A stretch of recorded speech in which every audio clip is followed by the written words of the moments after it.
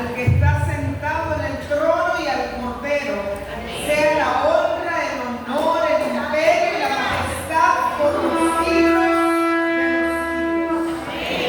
Agradezco al Señor el alto honor que me concede en esta noche de poder compartir con ustedes la palabra del Señor.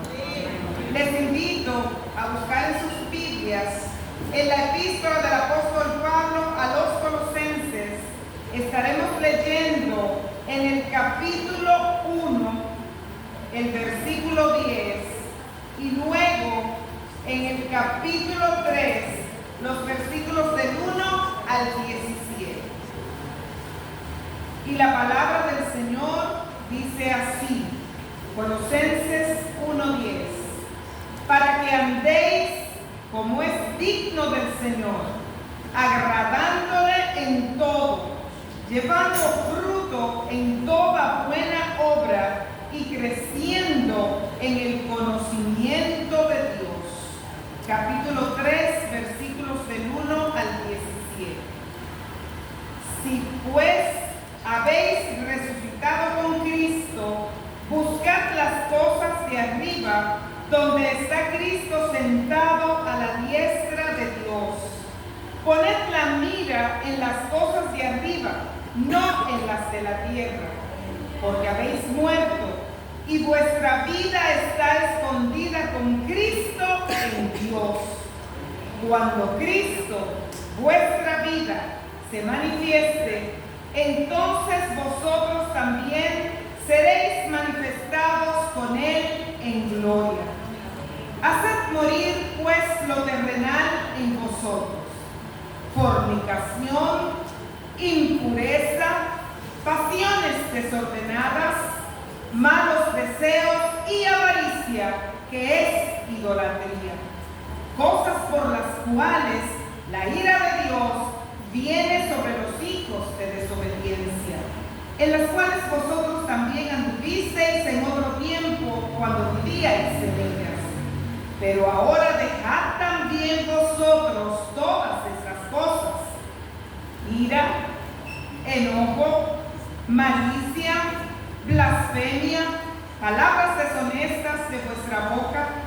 No mintáis los unos a los otros, habiéndoos despojado del viejo hombre con sus hechos, y revestido del nuevo, el cual, conforme a la imagen del que lo creó, se va renovando hasta el conocimiento pleno, donde no hay griego ni judío, circuncisión ni incircuncisión, bárbaro ni escita, siervo ni libre, sino que Cristo es el todo y en todos. Vestíos pues como escogidos de Dios, santos y amados, de entrañable misericordia, de benignidad, de humildad, de mansedumbre, de paciencia, soportándoos unos a otros y perdonándoos unos a otros si alguno tuviere queja contra otro. De la manera que Cristo os perdonó, así también hacedlo vosotros. Y sobre todas estas cosas, vestíos de amor, que es el vínculo perfecto. Y la paz de Dios gobierne en vuestros corazones, a la que asimismo fuisteis llamados en un solo cuerpo, y sed agradecidos. La palabra de Cristo more en abundancia en vosotros, enseñándoos y exhortándoos unos a otros en toda sabiduría, cantando con gracia en vuestros corazones al Señor con salmos e himnos y cánticos espirituales. Y todo lo que hacéis, sea de palabra o de hecho, hacedlo todo en el nombre del Señor Jesús, dando gracias a Dios Padre por medio de Él. Amén. Padre amante, bueno y fiel, Dios de toda misericordia y gracia, venimos delante de ti en esta noche, no por méritos propios, sino por los méritos del amado Jesucristo,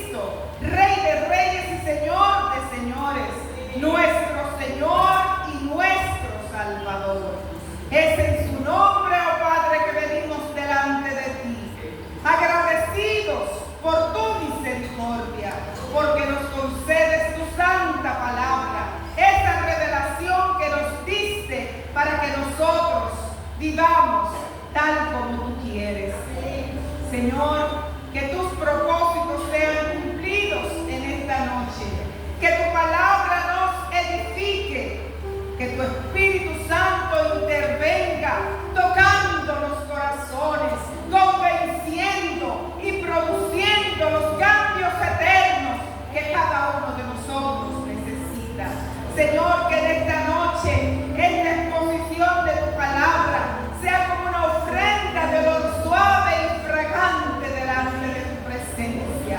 Queremos agradarte en todo, Señor, pero necesitamos de tu ayuda. Gracias por tu providencia. Gracias por el Espíritu Santo que está con nosotros y en nosotros y se manifiesta con poder en esta noche en medio de tu pueblo que espera escuchar palabra tuya. Gracias te damos, oh Dios, en Cristo Jesús, Señor nuestro. Amén. Bendito sea nuestro Dios grande, que en esta noche nos hace un desafío una vez más. El tema es desafiados a ser transformados para vivir como Cristo. Y tenemos un subtema: reflexiona y decide. Hemos leído el versículo que esta iglesia, en la celebración de sus 93 años, sirviendo al Señor en este lugar, Dios pues les inspiró a este versículo en la epístola del apóstol Pablo a los colosenses. Desafiados, como dice el lema, es una motivación. Somos motivados a hacer algo diferente a lo que hemos estado haciendo. Se dice que mucha gente espera resultados en vano haciendo siempre lo mismo. Y el desafío es a esperar resultados haciendo algo diferente. Y ese es el desafío que en esta celebración de aniversario es lanzado a esta comunidad de fe. Desafiados a dejarse transformar, a dejarse cambiar por el poder de Dios, a ser diferentes para obtener resultados diferentes. Y como ejemplo de la naturaleza tenemos a la mariposa, que es el insecto más precioso que existe en la naturaleza. Miles de variedades. Hay personas que las coleccionan y no dan abasto y viajan a lugares remotos para conseguir especies que no tienen en su colección. Porque la mariposa sufre un proceso que se llama metamorfosis. La metamorfosis de la mariposa, que va desde ser un simple gusano hasta convertirse en una belleza inigualable de la creación. Y somos desafiados a dejarnos transformar en un proceso catalizado por el poder del Espíritu Santo que nos da fuerza para vivir nuestro día a día, no el domingo cuando vamos al culto, no en una celebración especial, sino en nuestra cotidianidad, vivir a la manera que Cristo nos enseñó. Y como Él dijo, ejemplo yo les he dado, para que como yo he hecho, ustedes también lo hagan. Es decir, que en Cristo tenemos el paradigma, tenemos el modelo a seguir, porque los seres humanos tenemos la tendencia a imitar cual si fuésemos monos. Muchas veces observamos personas con ciertas conductas y nos lleva a pensar, oye, pero los que se inventaron la teoría de que el hombre descendió del mono tuvieron que fijarse en cómo nosotros vamos repitiendo modelos de manera automática, sin utilizar la lógica, sin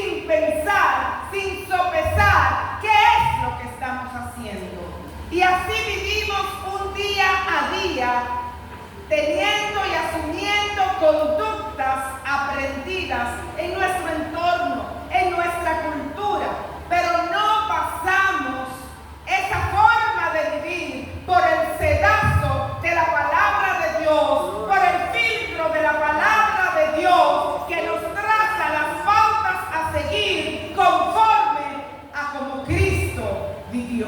Amén. Y si queremos ser dignos de Cristo, tenemos que vivir como Él. Y se lanza este desafío a dejar que seamos transformados por el Espíritu Santo. El apóstol Pablo escribe esta carta, esta epístola a la iglesia de Colosas en el año 60 después de Cristo. Curiosamente, Pablo nunca había ido a esta iglesia, nunca la había visitado. Esta iglesia fue fundada por misioneros del equipo ministerial de Pablo. Pablo en ese momento se encontraba preso en Roma.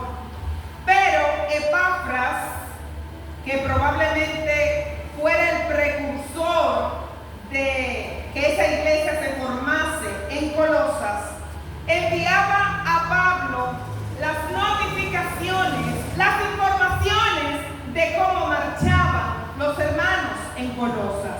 Y si nos vamos al capítulo 1, nos damos cuenta de algo muy interesante, y es que Pablo le escribe a los santos y fieles hermanos que están en Colosas. Pablo no escribe una carta a los habitantes de Colosas. Pablo no escribe una carta a los que están perdidos en la calle. Pablo escribe esta carta y oigan las características de estos hermanos. Eran santos y eran fieles. Posteriormente, en otros versículos, Pablo les reitera que él se había enterado de que eran hermanos de mucho amor. Sin embargo, con todas esas virtudes que tenían los hermanos de Colosas, Pablo les dice en el versículo 10 del capítulo 1 que él ora, que él está orando por ellos. ¿Por qué razón? Porque Pablo quiere que ellos anden como es digno del Señor, agradándole en todo y llevando fruto en toda buena obra. Y en el capítulo 3 vemos que Pablo le da una serie de recomendaciones. Entonces nos preguntamos, pero bueno, ¿y será que esos hermanos eran impíos? Pero en los primeros versículos Pablo les dice que escribe esa carta a los santos y fieles y que ha escuchado del amor. Sin embargo, él les recomienda que si ellos de verdad dicen que son cristianos, que si ellos de verdad dicen que sirven a Cristo, que han resucitado con Cristo, que busquen las cosas de arriba. Que miren arriba. Porque miren, poner los pies sobre la tierra es muy bueno. Estar firmes y seguros de que no estamos en una arena movediza da seguridad, da tranquilidad. Hay una serie de memes sobre las personas que son adictas al celular, y es que van caminando, van haciendo cosas, y cuántos accidentes, cuántas personas han perdido la vida porque están mirando el celular mientras caminan. Pues Pablo le dice a los hermanos de Colosas que miren arriba, que busquen arriba. Y cualquiera pudiera pensar, pero los hermanos van a estar hacia arriba, embelesados. No, esa no es la idea de manera literal. Vamos a ver cuál era la situación que se estaba dando en la iglesia de Colosas. Los colosenses tenían una serie de ideologías que estaba salpicando la doctrina de Jesucristo en esta iglesia.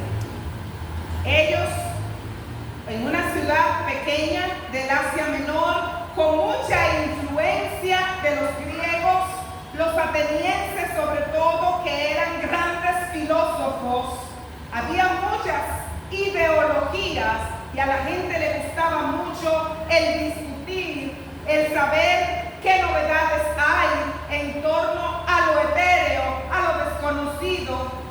Y una de esas ideologías, de esas filosofías que estaban salpicando la iglesia eran los gnósticos. Los gnósticos eran una herejía que se había infiltrado de manera sutil en la iglesia, pero que ya estaba ganando muchos adeptos y la doctrina pura del evangelio estaba siendo distorsionada. Y Pablo sintió preocupación por lo que allí estaba pasando.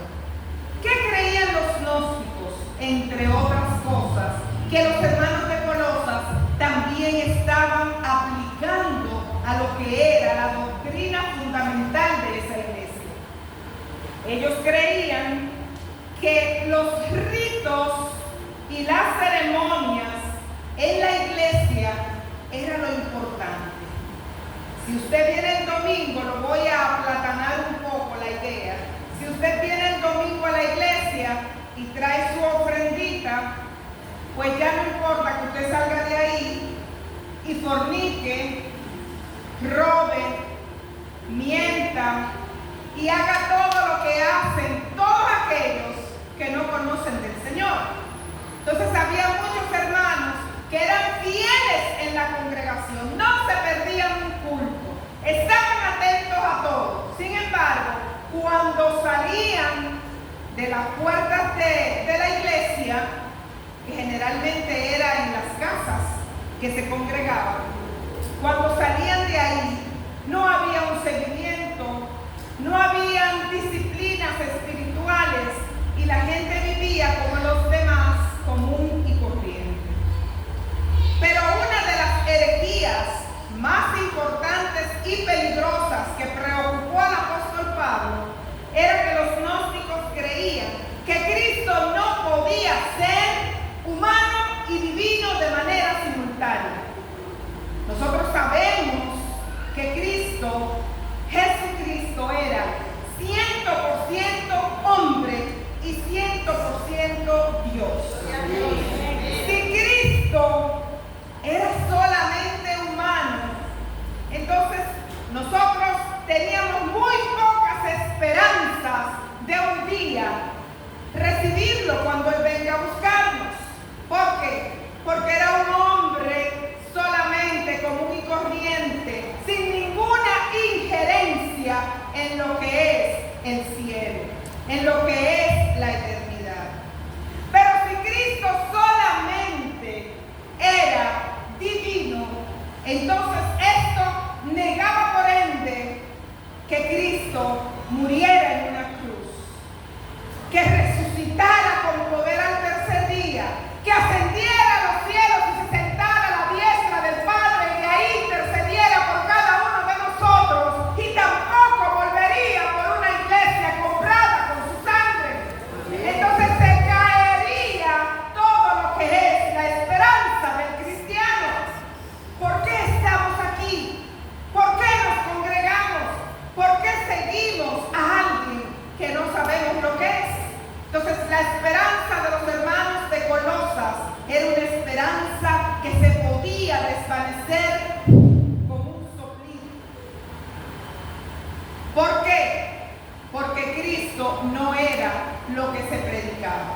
Sin embargo, sabemos que Cristo era Dios, era humano y era divino, y que sí vino, descendió de su trono de gloria, dejó todo y vino y se humilló hasta lo sumo. Vino en pobreza extrema y así murió entre malhechores, llevando sobre él el pecado, las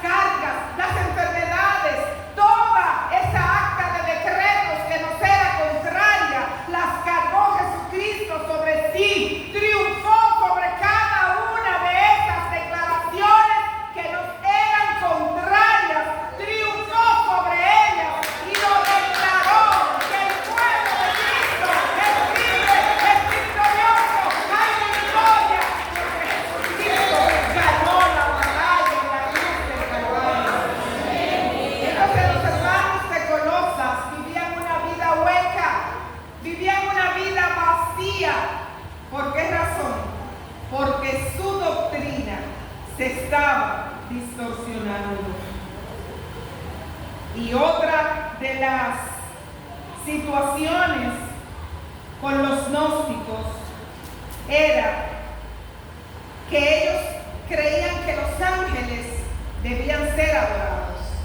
Le daban más importancia al culto a los ángeles que a la adoración a Jesucristo, quien es el Rey de Reyes y Señor de Señores. Nosotros sabemos que solamente Él es digno de toda la honra y de toda la gloria. Nosotros le damos gracias a Dios por sus ángeles que acampan alrededor de los que temen al Señor. Nosotros le damos gracias a Dios por sus ángeles que son mensajeros enviados para actuar en nuestro favor. Pero nosotros ni le podemos pedir a los ángeles porque ellos por sí mismos no tienen poder. Ni podemos adorarle porque el único que merece adoración es nuestro Dios trino. Y por eso damos gloria al Padre, gloria al Hijo y gloria al Espíritu Santo. Bendito sea el Señor.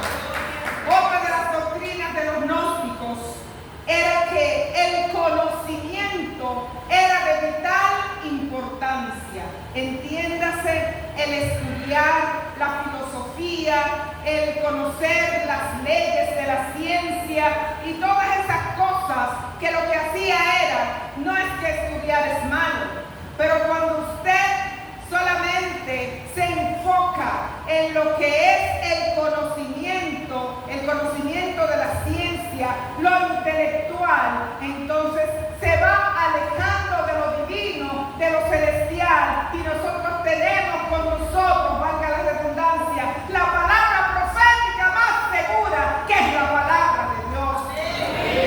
Y ellos no se motivaban a estudiar las Escrituras.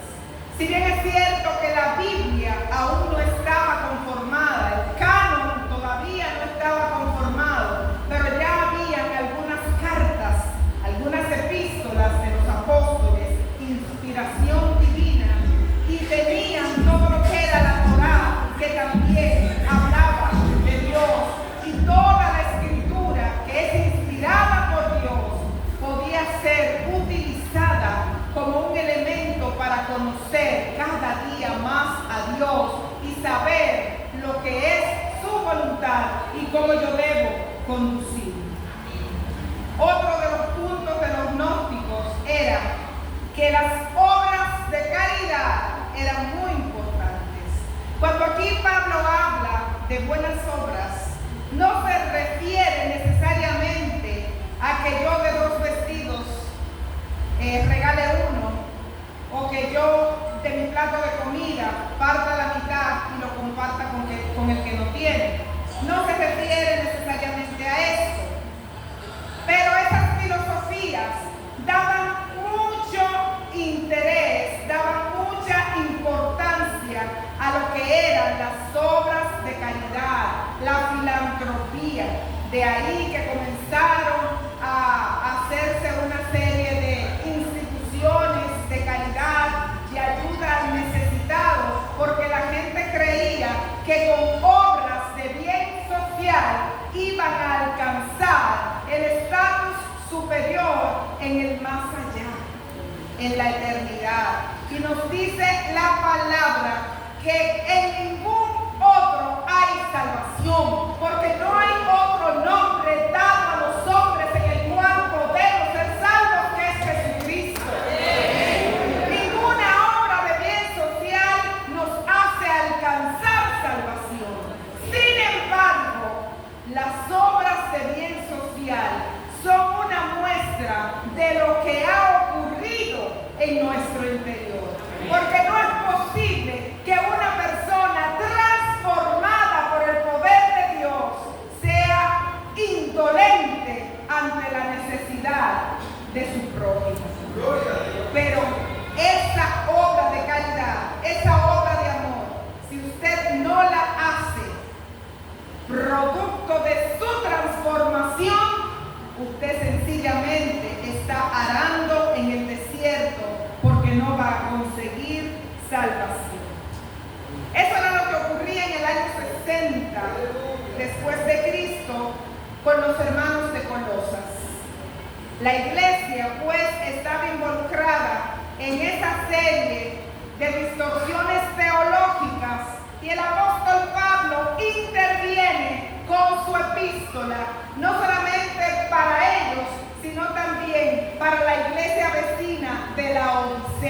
que está en una condición similar.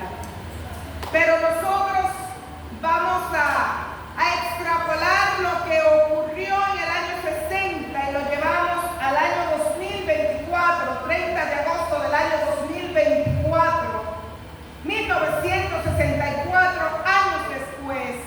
¿Cómo estamos? ¿Qué paralelismo podemos hacer de la iglesia de Colosas y la iglesia en República Dominicana?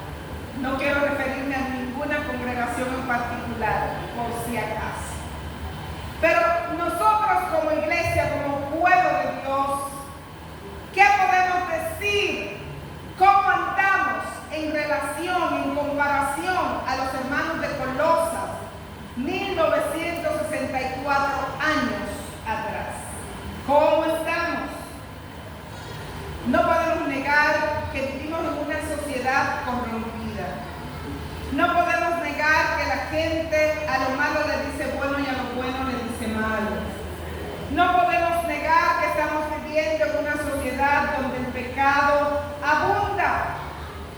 No podemos negar que lamentablemente las distorsiones teológicas, los falsos maestros, las falsas enseñanzas, el pecado que nos asedia ha invadido lamentablemente la iglesia del Señor.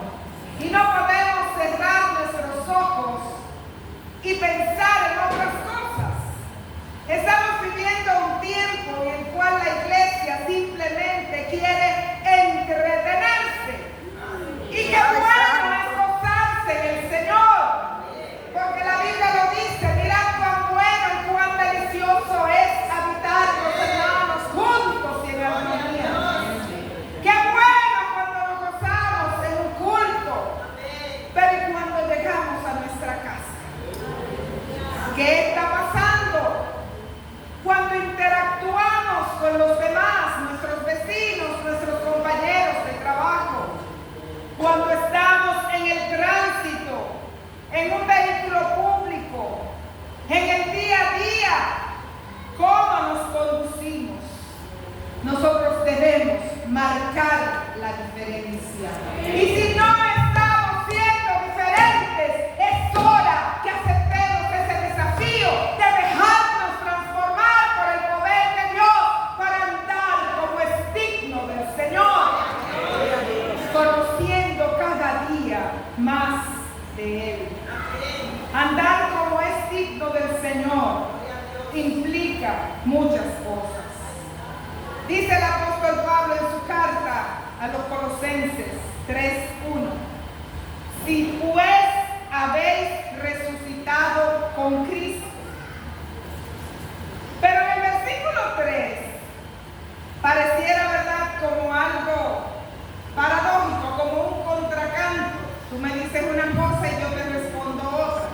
Porque él en el versículo 1 dice: si pues habéis resucitado. Haciendo una paráfrasis, si ustedes dicen que ya no viven como ustedes creen, sino como Cristo les enseñó, entonces ustedes tienen que conducirse diferente. Pero en el versículo 3, él no le hace una figura retórica, sino que hace una afirmación: porque habéis muerto. Es decir, ustedes que son creyentes ya murieron. ¿A qué morimos? Porque estamos respirando, comemos, hacemos la satisfacción de todas las necesidades fisiológicas, todas las necesidades básicas las suplimos, porque qué bueno es comer. Y dicen que los evangélicos no beben, pero comen. Entonces, como entes vivos, ¿a qué morimos? Porque seguimos caminando, seguimos con dolencias, seguimos enfrentando situaciones, seguimos haciendo cosas, interactuando con los demás, tenemos familia, tenemos un cónyuge, tenemos suegros, tenemos cuñados,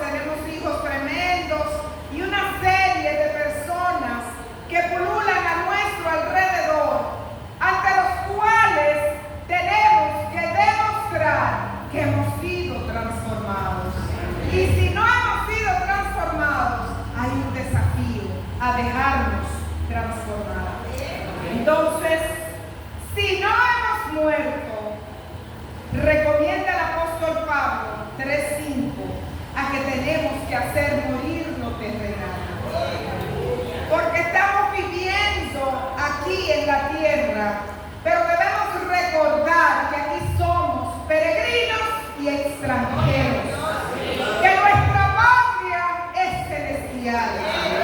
Pero desde que nos duele la cabeza vamos al médico, que nos hagan tomografía, que nos indiquen el mejor calmante, porque no queremos pensar que alguna dolencia nos lleve a la otra patria. Y no es mejor aquella. Hay un himno de los clásicos nuestros que dice: oh, si yo quiero andar con Cristo. Y hay una anécdota de una hermana de unos 90 y tantos años que ella cantaba: oh, si yo quiero andar con Cristo, oh, si yo quiero vivir con Cristo, oh, si yo quiero.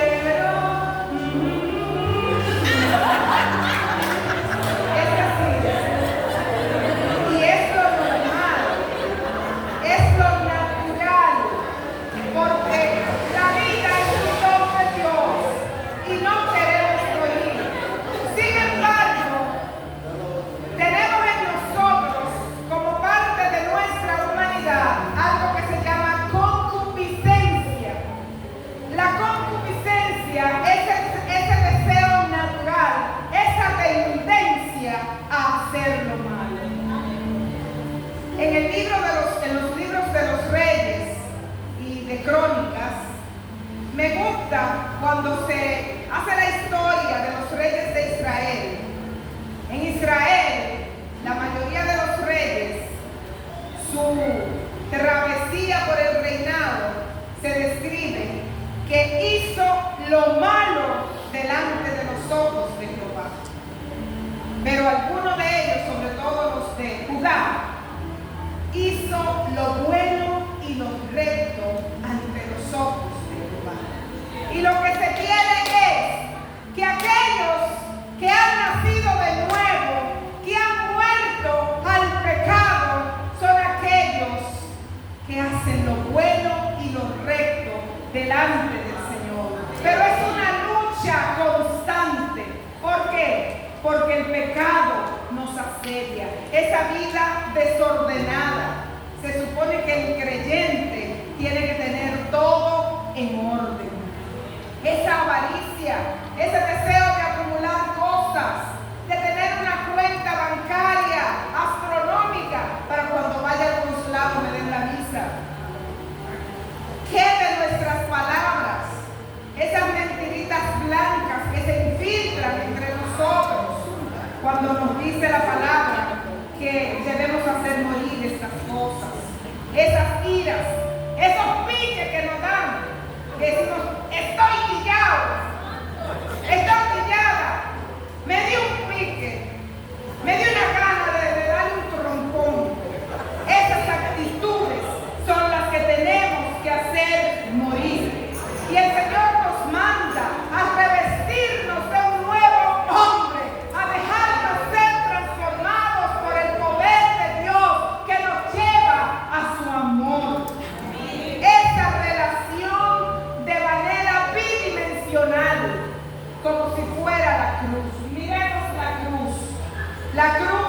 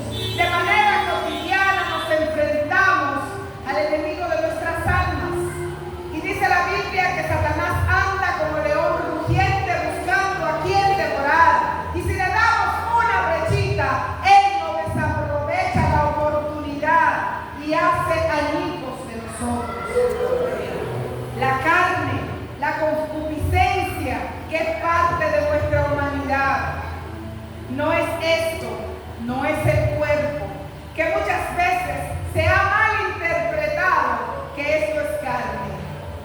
No, este es el cuerpo y hay que cuidarlo y hay que atesorarlo. E incluso a Dios no le agrada que se maltrate el cuerpo, porque nuestro cuerpo es el templo del Espíritu Santo. Cuando se habla de las obras y las pasiones de la carne, se refiere a la concupiscencia, a ese deseo en nosotros de hacer lo malo.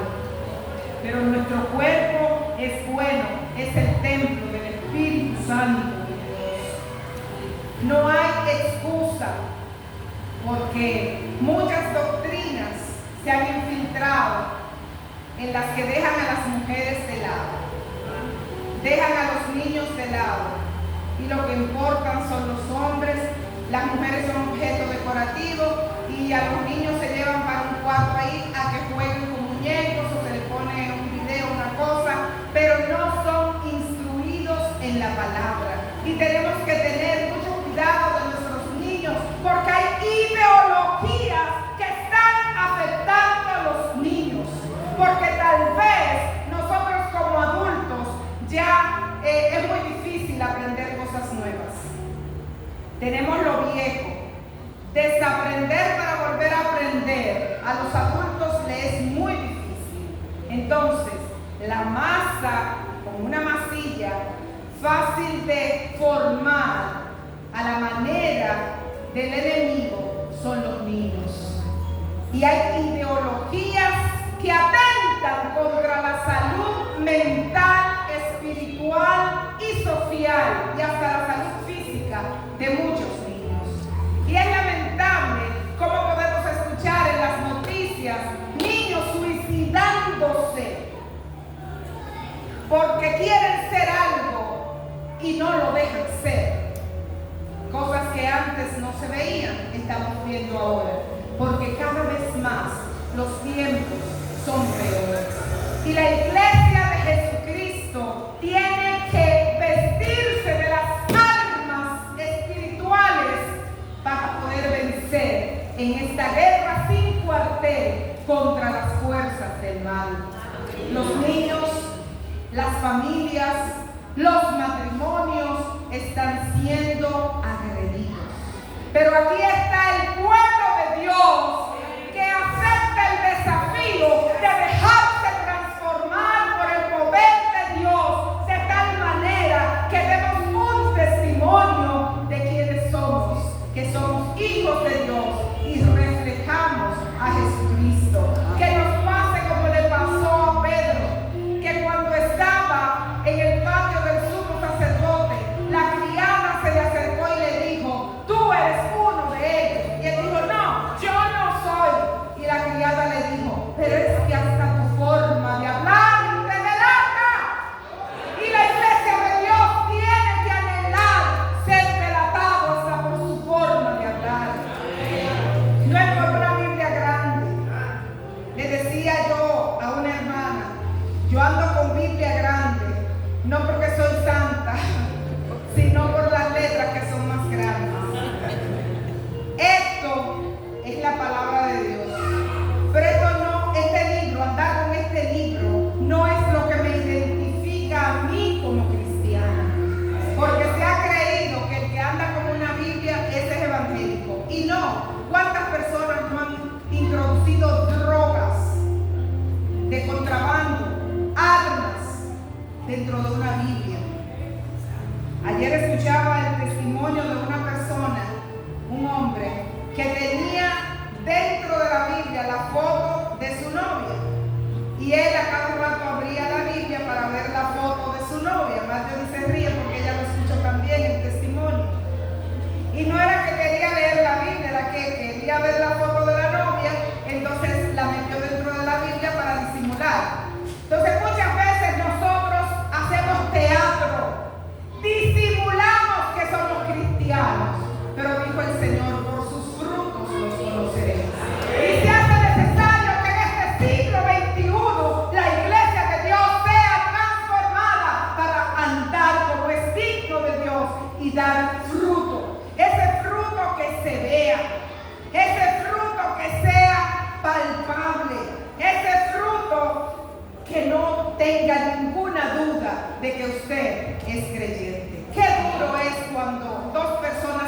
encuentran en un lugar X y digas, pero tú eres cristiano, yo no sabía. Miren que sin usted decir palabra, y no se trata de un atuendo, no se trata de un artículo como es la Biblia, se trata de su conducta, de su actitud, de su reacción. Decía yo en estos días en la iglesia, ¿qué palabra sale de su boca cuando usted se da un tropezón? Cuando usted va conduciendo y se le atraviesa un motorista, ¿qué usted le dice a ese motorista? Cuando una guagua de esa voladora le pasa por el lado que nada más le queda el zumbido, ¿cómo usted se expresa ante las injusticias? Que el recibo de la luz le llegue muy alto. Cuando usted tiene prisa y el semáforo está frisado en rojo y no viene nadie ni ve un amén, ¿qué usted hace?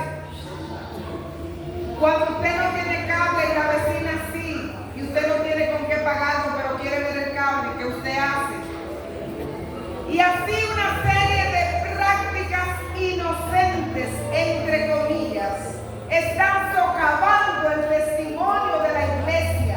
Y lamentablemente muchos dicen, si yo voy a ser evangélico como ese, mejor yo me quedo así como soy. Tenemos que dar testimonio público y andar como es digno del Señor. ¿Y cómo podemos lograrlo? Miren, esto solo no podemos. El Espíritu Santo necesariamente tiene que intervenir. Pero hay algo muy importante, y es que tenemos que llenarnos del conocimiento de Dios. El Señor dijo, mi pueblo perece por falta de conocimiento. ¿Y cómo adquirimos conocimiento? Miren, es muy bueno venir a la iglesia y escuchar un estudio bíblico y ya yo me aprendí todo lo que me dicen y me voy para mi casa y ya aprendí eso. Miren, la Biblia a veces coge polvo. Hermanos, tenemos que ser como los hermanos de la iglesia de Berea, que cuando le dan una información y usted llega a su casa, usted coge su Biblia, página para la izquierda, y usted verifica, porque lo que está aquí no es vedado para usted. Lo que está aquí es para que usted lea, escudriñe, aprenda, entienda, conozca a un Dios vivo que lo llamó de las tinieblas a su luz admirable. Y le está desafiando en esta noche para que usted marque la diferencia. Que usted no sea como la otra que anda en chisme. Que usted no sea como el otro que se cruza el semáforo en rojo. Que usted no sea como la comadre que se roba el cable de la amiga. Que usted no sea como aquella compañera de la universidad que tiene relaciones sexuales sin estar casada. Y hay una serie de prácticas que son contrarias a lo que dice la palabra, que la palabra llama pecado. Lo que es pecado es pecado. Hay tonterías que son dogmas que muchas veces se han impuesto y pasan un paño tibio a lo que realmente es pecado. Y la Biblia es clara. Vamos a ser transformados por la palabra, porque el Espíritu Santo no trabaja en cosas huecas. El Espíritu Santo nos ayuda, nos revela, pero lo que estudiamos de la palabra, tenemos que ir al fundamento, a las Escrituras. Me encanta de las 4 solas, la sola Escritura. Las 4 solas son las declaraciones de la Reforma Protestante. Sola Escritura. Solamente lo que dice la Biblia es lo que vamos a creer y a practicar. Porque muchas filosofías y enseñanzas que no están aquí se están infiltrando en la iglesia.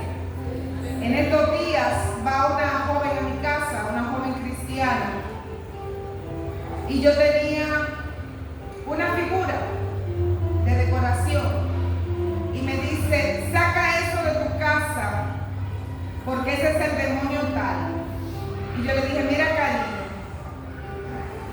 en la Biblia no me habla de eso. Y yo lo que no pasa, el pedazo de la Biblia, yo lo desecho. Lamentablemente te quiero mucho, pero tiene que estar fundamentado en lo que dice la Escritura. Entonces, hermanos, tenemos que tener mucho cuidado con lo que creemos. Tenemos que tener mucho cuidado cómo vivimos, cómo andamos. No dejarnos influenciar por ideas